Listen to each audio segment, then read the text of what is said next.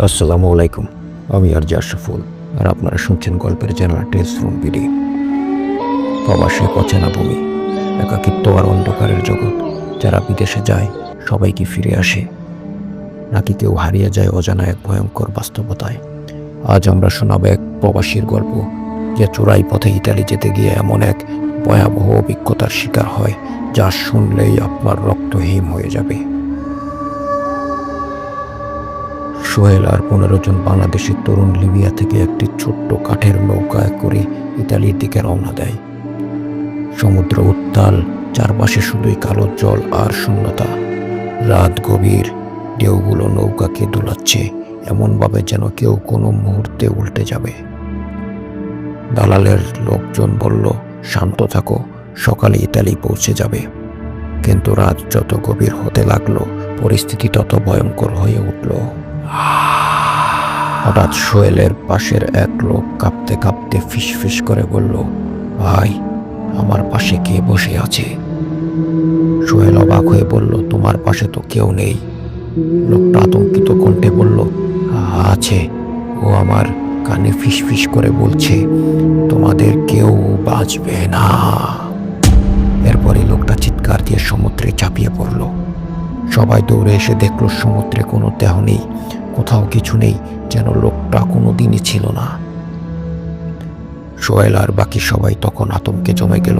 হঠাৎ তারা টের পেল তাদের আশেপাশে কেউ হাঁটছে, কিন্তু কেউ কাউকে দেখতে পাচ্ছে না। একজন হঠাৎ ফিসফিস করে বলল, নৌকার এক পাশ ভারী হয়ে গেছে, যেন কেউ সেখানে বসে আছে। একজন সাহস করে আলো ফেলতেই দেখা গেল একটা কালো ছায়া নৌকার কিনারায় বসে আছে। তার মুখ নেই, হাত নেই, শুধু একটা কালো অবয়ব। তারা চিৎকার করতে চাইল, কিন্তু গলার স্বর বের হলো না। সে রাতের পর একে একে সবাই অসুস্থ হয়ে পড়তে লাগলো।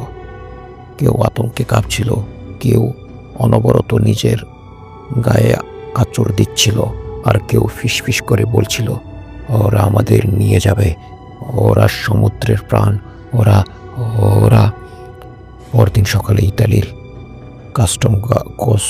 কোস্টগার্ড এসে তাদের উদ্ধার করে, কিন্তু নৌকায় গুনতে গিয়ে দেখা গেল তারা 16 জন ছিল, কিন্তু উদ্ধার করা হয়েছে 17 জনকে। কিন্তু সেই 17তম ব্যক্তি কে ছিল? যখন কোস্টগার্ড তালিকা মিলিয়ে দেখলো একজন বেশি পাওয়া গেছে, তখন নৌকার এক পাশ থেকে চপাত করে একটা শব্দ হলো। কেউ একজন আবার পানিতে চাপ দিল, কিন্তু সমুদ্রে তাকিয়ে তারা কিছুই দেখতে পেল না। সোহেল এখনো রাতে ঘুমাতে পারে না, কারণ সে জানে সমুদ্র কাউকে ক্ষমা করে না। এই ঘটনা কি শুধু একবার ঘটেছে, নাকি যারা এই বিপদ সংকুল পথে পা বাড়ায় তাদের মধ্যেও কেউ কেউ আর ফিরে আসে না? হয়তো সোহেলদের মতো আরো অনেকের ভাগ্যে লেখা থাকে সেই অন্ধকার জগতে হারিয়ে যাওয়া। এই সমুদ্র কি কেবল নৌকা আর দেহ গিলে নেয়, নাকি সেখানে অপেক্ষায় থাকে এমন কিছু যা মানুষের চোখে দেখা যায় না, কিন্তু ঠিকই টের পাওয়া যায়, একেবারে গায়ের রোম দাঁড় করিয়ে দেওয়ার মতো?